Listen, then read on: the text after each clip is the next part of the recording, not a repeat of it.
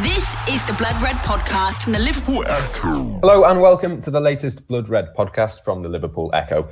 I'm Matt Addison, your host today with Guy Clark away. Just like Hayden Mullins at Watford, I've been drafted in for the last couple of matches of the season. There was no Liverpool game this weekend, but there are still plenty of Reds talking points to get our teeth into, and so to do just that, I have alongside me for this episode of the podcast our Liverpool correspondents, both home and away, Paul Gorst, and also Joe Rimmer. Gents, how are we getting on? Not bad. Busy week ahead, but can't complain, can you, when you're reporting on Liverpool lifting the first league in 30 years? Yeah, same. I was impressed with that slick intro, Matt, coming in at the last minute, but that was Guy would be proud when he listens to this back. I'm sure he'd be very pleased with you. Yes, I'll be expecting a text off Guy later this afternoon. But we will get on with the podcast then. Probably the best place for us to start is, of course, that Premier League trophy lift to come at Anfield on Wednesday night. Gorsty, will come to you first. I mean, first of all, what do we know so far about what the club have got planned?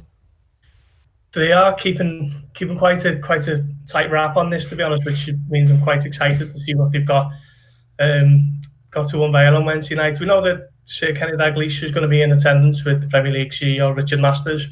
Looks like he's going to be involved in the handing over of the medals. It's kind of like a bit of almost like a changing of the guard, if you like, with him being the most recent manager to have won the league championship with Liverpool, passing it on to Klopp, who's now become the latest to do that. So they'll be there. They've obviously got the podium on the Kop. They've kind of taken out a couple of rows on the Kop and put the podium in, which I must admit, when I was down at Anfield for the Burnley game, I didn't actually see that, but I've seen that BBC journalist Conor McNamara had tweeted the picture of the Kop. So it sounds like they've got quite a few things planned, considering the fact that there's going to be no fans in attendance to witness it. They're almost going to have to try a little bit harder to manufacture something that's a little bit special, because they'd only need 54,000 supporters in Anfield for that to be an iconic moment and something that will live on forever. But now, with no supporters being there and supporters having to watch, from their armchairs in front of the TVs, they're going to have to do something a little bit different, and I'm excited to see what it is. I was speaking to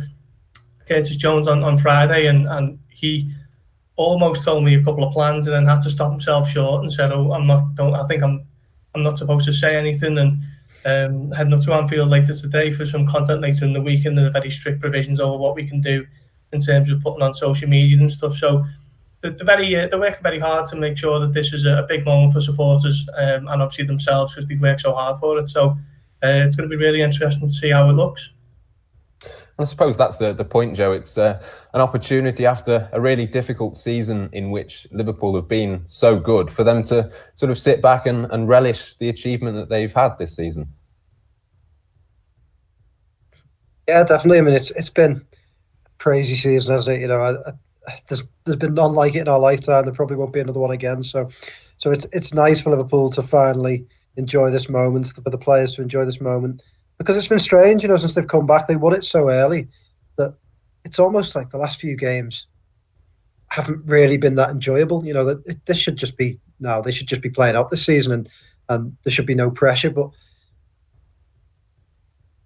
it seems like that they've lost a couple of games, and people are getting on their backs a little bit. So this should just be a special moment for them to enjoy, and can't wait to see it. Can't wait to see it. As people, Gorst the same. Waited our entire lifetime to see Liverpool lift the league title, and there were times when you were close to giving up hope. So yeah, can't wait to see Henderson lift that trophy, and it's going to be a special moment.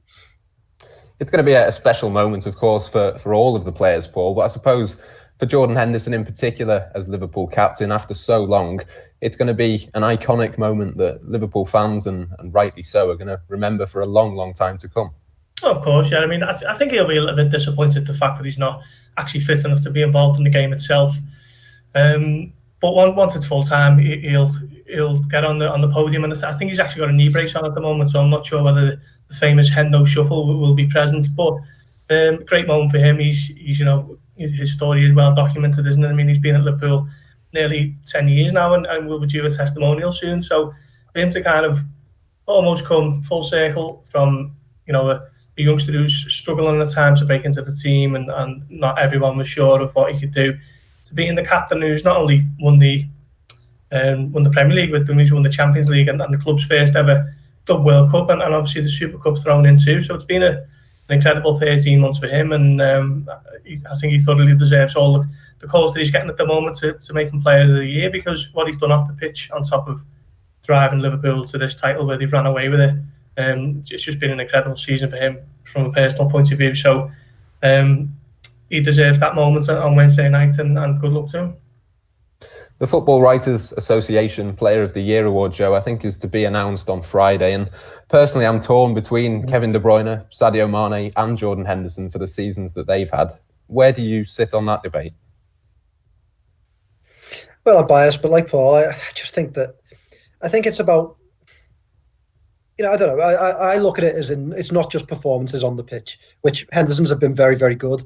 But, I think it's about achievements. It's about, he's led this team. He's captained this Liverpool team. He's played very well on the pitch, and the things he's done off it since this crisis, they deserve credit. He's showed himself to be not just a fantastic football player, but a brilliant leader, an inspirational captain, and off the pitch a very thoroughly decent bloke as well. So I think it deserves to be him. I think it would be fitting. And you think back to when, say, Ryan Giggs won it, and a lot of people complained and said, perhaps he didn't deserve to win it. But it wasn't about just being on the pitch. It was about leading Man United to a title, and I think this is the same for Henderson. So, I think he does deserve it, and I think if you think back to earlier this season, he was brilliant. He was inspirational. The games like the Tottenham game where he scored, and he's led Liverpool to this title and been as important, if not more important, than anyone. So, I think he would deserve it. But then again, if Mane or De Bruyne win it, I wouldn't complain, because both of them are fantastic. Liverpool have got a fair few candidates themselves. We shouldn't overlook Salah. Whatever you might think, he's had another fantastic season. Trent, excellent. Robertson, brilliant. Van Dijk, brilliant. You can go through the team, can't you? So for me, it's Henderson. But there's many outstanding candidates, and I don't think I'll complain whoever gets it. Yeah, I suppose that's the important thing to remember, isn't it? That Liverpool have got plenty of good players. But Gorsty, fans do love signings, and Michael Owen this morning saying that Liverpool should really be happy with the squad they have. They don't need squad players, but if an opportunity comes about to bring in a game-changing signing, they should do it. I suppose finances obviously being the big question there, that does seem a fairly sensible approach from him. Yeah, possibly. I'm not sure where this game changer can come into this Liverpool team. How much of the game would they change? I'm not sure. I mean, personally, I do think Liverpool do need one or two kind of squad additions. I think an outlet left back is a little bit of a priority now, because when Andy Robertson doesn't play, there's Adam Lewis who's just signed a new contract. I don't think he's had a senior start, has he, other than maybe the Shrewsbury game in the FA Cup, which was a bit of a caveat to that. Gaspar looks like he could be moving on. James Milner is a 34-year-old midfielder, and Joe Gomez would be shunted out there in a position he hasn't played for 5 years. So a left back for me would be something that they should be looking at. As I would have liked another addition to the front line, but we can't overlook the fact that the financial problems that will be suffered across the entire sport due to what's happened over the last few months. And I do think a lot of people are kind of a bit blasé about that, and because they don't see the figures, then they think that it's not really there. But Liverpool been paying out a wage bill, which is one of the biggest in the sport, of 310 million, without earning a penny between March and June. Around about 77 million on wages, and a further 25 since the return of action last month. On top of that, they're losing about £3 million per home game because they got no fans allowed in. They've got a TV rebate that they'll have to be forking out for soon as well. So it's not as simple as just digging into a transfer war chest. And I think sometimes that is overlooked. But in a normal, ideal world, I would be looking at a replacement left back, or an additional left back and someone across that front line. And Joe, your thoughts on Michael Owen's comments? As Gorsty says there, Liverpool don't need, huge changes to be made, but I suppose fans are always going to want somebody to come in, whether or not that is needed or not, almost. Yeah, like Gorsty was saying, I don't quite see where Michael Owen refers to this sort of game changer, where that game changer fits in. And I mean, Liverpool have got game changers, haven't they? And the first 11 is pretty much nailed down. But I do think they need fresh blood. And I think the last few games have sort of confirmed that just a bit of fresh blood might kick them on a little bit. So they definitely need the left back now. I don't want to see them relying on Milner as a second choice left back. They definitely need a player there. And I would have liked to see someone come across the front three. I think Divock Origi, whether he's just gone a little bit stale at Liverpool now, Xherdan Shaqiri has had a really poor season. So those sorts of players who were great alternatives for, say, 18 months are now looking like, they could be refreshed. So whether they move on and then Liverpool look for other players. And look whether those players come from, as Klopp suggested before, internally.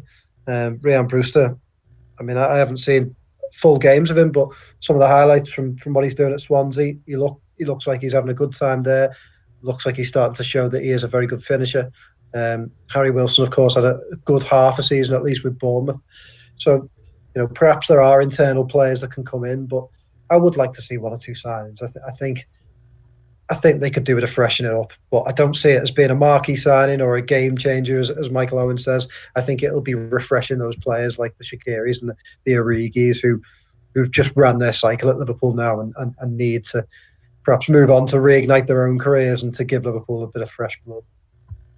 We will certainly see what happens. Of course, over the weekend, Gorsty, we've seen both of the FA Cup semi-finals at Wembley, both Manchester clubs crashing out.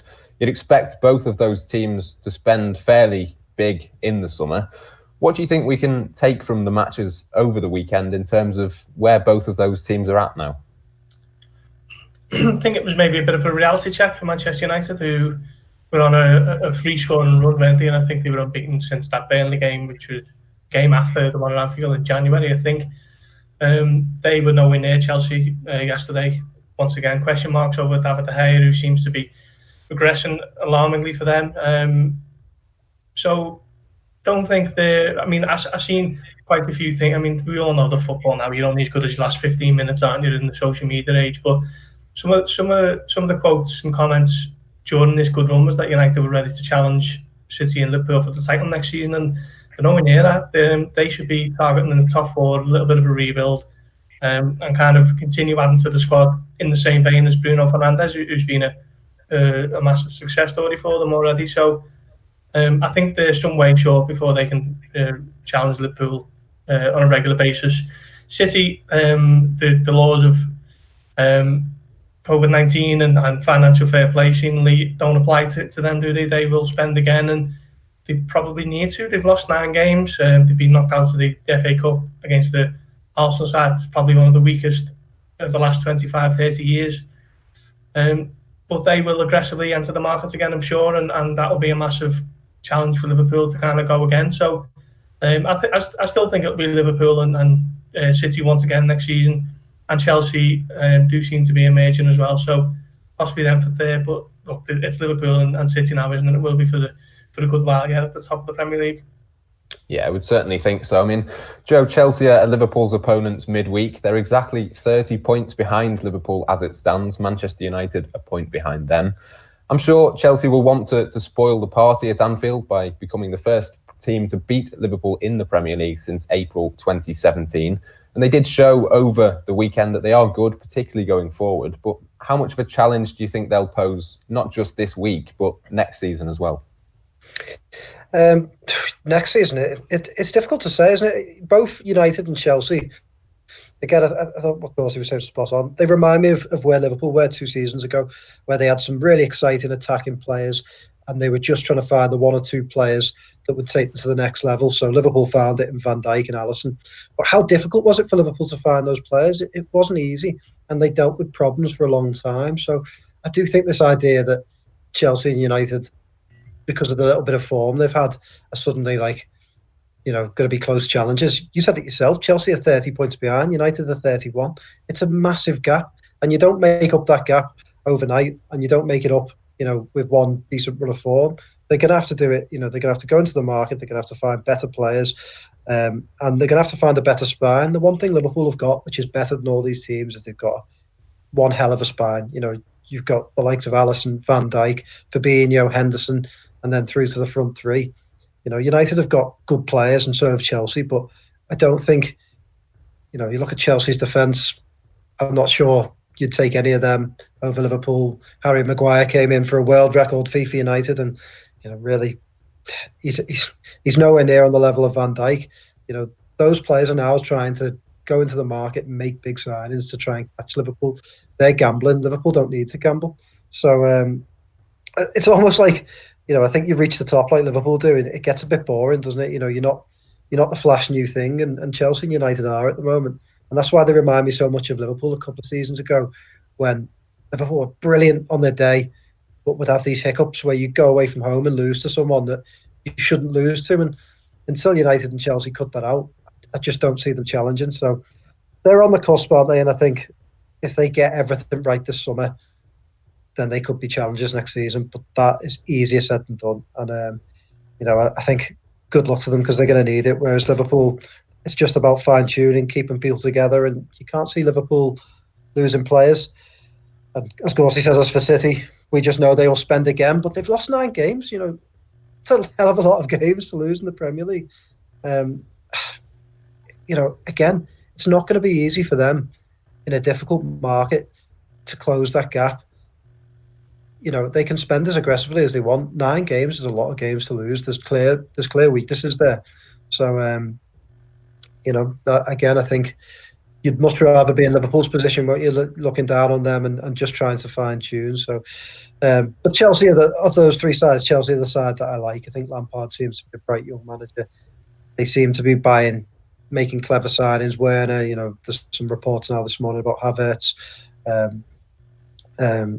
Hakim Ziyech looks a decent player. They seem to be buying the right types of players, and they've got some young players there. So it'll be interesting to see what they do. But look, they're still a long way behind Liverpool for the time being. Yeah, one player who's impressed me recently, Paul, is Christian Pulisic, of course, a player that Liverpool did try and get under Jurgen Klopp. I think they made a bid of around £11 million in, January 2016, something like that, when Jurgen Klopp had first come into the club. How impressive has he been lately, and does that show that Liverpool were right to be tracking his progress? Yeah, he seems to be finding his feet up late, doesn't he? He's kind of taken it up a level in recent weeks. I've been impressed. I thought he was a very good player when Liverpool played Dortmund in the pre-season friendly in 2018. I think he came off the bench and completely changed the game, and you could see what he was all about. He just seemed to have that extra yard of pace that took him away from players. Not too dissimilar to Eden Hazard, who Chelsea actually lost to Real Madrid. So you could see the joined up thinking there of him being a Hazard-esque replacement. Klopp knows him, doesn't he? I mean, I don't think Pulisic played for too long under Klopp, but there was, a relationship there, and you could see why Klopp thought that he was going to be a star of the future. Unfortunately, it didn't come off for Liverpool at the time, and he's ended up moving to Chelsea a few years later for around about 40 million more than what Liverpool offered, which kind of showed how he developed at Dortmund. Yeah, I think he will continue to develop and settle at Chelsea, and as Joe says, that it'll be another reason why they're going to be pushing Liverpool and City more than anyone else next season. I think they're building a decent young squad there, and if a couple of transfer windows down the line, they might be able to seriously challenge. But I do think it will be a big 2 for the foreseeable future. And looking ahead then to Wednesday night specifically, Roberto Firmino, of course, Joe, looking for his first home goal of the league season, his last chance to get that. Dan Kay wrote a really interesting piece over the weekend looking into that. And of course, Firmino does offer a lot more than just goals, but I suppose at the same time, he'll want that run to end sooner rather than later, and he won't want to go a full campaign without scoring. Yeah, I mean, I thought that was a cracking piece from Dan. If you haven't read it, go and have a look. He calls him Liverpool's cleverest player since Kenny Dalglish. And to be honest, I see where he's coming from.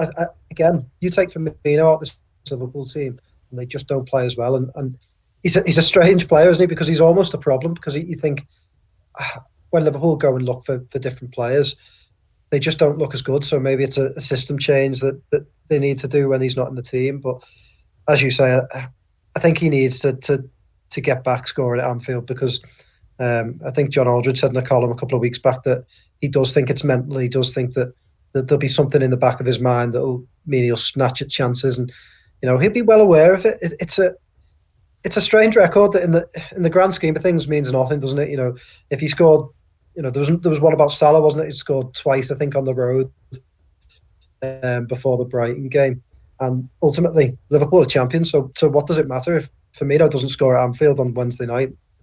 It hasn't really hurt Liverpool's chances, but at the same time, you don't want things like that to get into players' heads and it to rumble on and rumble on. So it would just be good to get him a goal, and if they're a couple of goals up and they get a penalty, get him on it, get that broken and get him back confident again. But he's a cracking player. It doesn't take anything away from him, and I think if you don't watch him every week, you perhaps don't appreciate his talents. So the wider audience maybe might think that's an issue, but I think Liverpool fans will know full well that Firmino's integral to everything Liverpool do, and will continue being. So I'm not too worried about it, but yeah, I would like him to get that monkey off his back. Do you think it is a mental thing, Paul, or is there something else there that might be stopping him? I mean, Firmino doesn't strike me as someone who struggles with that type of thing. He's very, very flamboyant and carefree, and doesn't really seem like he's going on thinking, still haven't got that goal at Anfield, because of other things that he contributes. And he also strikes me as someone who probably, as soon as that final whistle goes, he's not interested in football at all, and he's thinking about what he can do next. So I think that I don't think that would weigh on his mind too much. But it was interesting what John Aldridge said. I mean, he's obviously a dyed-in-the-wool number 9, isn't he, and absolute poacher of a finisher. So he knows all about when you're going through a little bit of a bad spell and how that can affect you. And players like Michael Owen used to do it, and Fernando Torres, they go a couple of games without scoring, and then they find the form, and just hasn't really happened for Firmino. And I think he was a bit unlucky in terms of scoring against Atletico Madrid at Anfield in March, and then that was Liverpool's last game until the middle of June, where there was no supporters there. So he's been a little bit unlucky in that respect, but his goals have been crucial to this Premier League title winning season away from home. Look at goals against Crystal Palace and Wolves and Tottenham, all decisive winning goals. There's 9 points. That could have easily been 3 on another day. And I can't remember the exact figure, but he has been responsible for, I think it might be between 12 and 15 points for Liverpool away from home this season with his winning goals. So it's not, he's not doing an El Hadji Diouf where he's gone an entire season without scoring a goal and he's not contributing anything else. He's weighed in with his fair share, just not at Anfield. And to go from Roberto Firmino, one of Liverpool's established front three, to somebody who's trying to break through, Joe, Harvey Elliott now can't make the sort of automatic medal total of 5 appearances this season. He's only played twice, obviously 2 games left. But I suppose that he'll probably be disappointed not to automatically get a medal at the age of just 17. Shows just how important he could be for Liverpool in the future. Yeah, there was a little Instagram exchange, wasn't there, between him and a fan or a troll or whatever you want to call them at the weekend, and I think he showed great maturity really with what he said. He said, it's not about me, it's about the team. I'm not worried that I'm a fan. I'm just pleased Liverpool have won it, and I'm made up for my teammates. So I quite liked his response, and I think he seems to have his head screwed on, and I don't think he'd be particularly worried at the end of the day. What did Klopp say? He said that anyone who thinks he thinks deserves a medal will get a medal. They'll do something for them. So I think Liverpool will look after him. And look, I think one of the reasons why maybe Liverpool don't want to go into the market and buy these expensive alternatives is they think, do you go out and buy a replacement for, say, Divock Origi, and then in one season's time, Harvey Elliott's banging on the door, and you've spent 30 million on a player who arguably is just getting in his way. I think he looks talented, doesn't he? Ever since he arrived with Elliott, I think he played in the first League Cup game. I remember seeing him and thinking, you could just tell by his touch and his stature and the way he carried himself. You can always tell with young players there's something about him, and there was something about Elliott immediately that you thought, this lad is special. He's not, he's not just a young lad with pace or with a little bit of skill. He's got the lot. So I'm excited to see what comes next, and I think Klopp's managed him well. He's put him in here and there. He's not overexposed him. There would have been a temptation, maybe, like people said after they won the title, to start throwing him and Elliott and Nico Williams in just for the sake of it. But he hasn't. He's put them into the odd game, and I think we've seen a bit of Williams, we've seen a bit of Elliott. It would be nice now to see, seen a bit of Jones. It would be nice now to see Elliott play a little bit more, but Klopp won't do it unless he believes that he's ready. So, I think he's got a bright future at Liverpool, and I'm excited to see what's next, whether they decide to load him or just keep playing him. I think that the sky's the limit for him, and I think Klopp will know best. But yeah, really excited to see what comes next for him. And in terms of decisions then for Jurgen Klopp, we'll move on to our team selections for Wednesday night's game. Gorsty, we'll start with you. Talk us through your goalkeeper and your back four. Yeah, I mean, I don't think it has to change too much, does it? Liverpool got 2 games this week, but this is the one where they'll be desperate to kind of put in a response from the performance at Arsenal or the result. And the fact that they want to sign off with a flourish, so it has to be close to as full strength as possible for me. So it's Alisson, Becker in goal. And then your back four, the usual?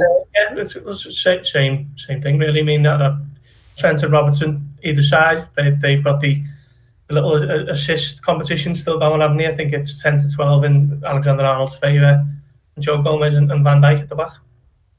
And Joe, would you go along with that? Absolutely, yeah, absolutely. I don't think you'd mess about with that back four and the goalkeeper. Yeah, absolutely. In midfield then, plenty of options. I'm going to go with Fabinho at the base with Gini Wijnaldum and Naby Keita alongside him. I'm not too sure Alex Oxlade-Chamberlain quite did enough against Arsenal to keep his place. Joe, we'll come to you first on this one. What are you going to go for? Do you know what? The most frustrating thing about the Arsenal game is I thought for the first 20 minutes, that was Liverpool at their very best. They swarmed all over Arsenal. Arsenal couldn't get the ball out their own third of the pitch, and the goal came, and it looked a matter of time before they get another one. And I just thought Liverpool looked accomplished, and that is Liverpool at their best, when they don't let teams breathe, when they're constantly on the front foot, they're winning high up the field. So I'd honestly just be tempted to go again. The game changed at Arsenal because they made silly mistakes. They made completely random errors that you don't often see from players that don't make mistakes. So I don't think Oxlade-Chamberlain was playing too badly, especially in that early part of the game. His pressing looked good. I'd be tempted to just go with the same midfield, so Oxlade-Chamberlain, Wijnaldum, Fabinho. And Paul, which midfield three are you going for? A little bit of a different one. I'm going to go with Fabinho. I think Keita did enough for the last 25 minutes to show that it's probably been unfortunate to lose his place to begin with. So I'd put him back in, and I'm going to actually go with James Milner with the captain's armband. I think Liverpool have missed the leader in Henderson's absence on the pitch, someone to bark the orders and kind of rouse the troops. So Milner's the next best thing for that, isn't he, as the vice-captain? And in terms of your front three then, I suppose that takes care of itself. Yeah, I mean, you could make a case for Divock Origi potentially, and Shaqiri, who was spotted at the Emirates, wasn't he? Seems to only show up for games in North London at the moment for Liverpool. But yeah, it's got to be the front three. And Joe, would you go along with that? The front three, no chance for Harvey Elliott? No, not at this stage. I just think you want to go out in style. You want to win this game at Anfield. You don't want to lose and then lift the trophy. It would feel a bit weird, wouldn't it? So yeah, I think you want your main front three, and maybe on the final day you can throw Harvey in and give him a go then. Yeah, that's exactly what I would imagine. The final thing then is our match predictions. I'm going to go for a 2-2 draw. I think both sides will score, and it could be entertaining. Gorsty, will come to you first. What's your score prediction? Well, Chelsea are still chasing it, aren't they? So they'll want to put in a performance. So will Liverpool. So I think Liverpool might just nick it 2-1. And Joe? Yeah, I'm leaning towards a 1-1 draw. Again, I think Chelsea will have a real go, and as Gorst said, they've got stuff to play for, haven't they? So yeah, I'm gonna go for a 1-1 draw. We will see how it pans out. That, though, is all we've got time for on today's Blood Red podcast. Thanks to you both for joining me, you two at home for listening, and until next time, from all of us here on Blood Red, it's goodbye for now.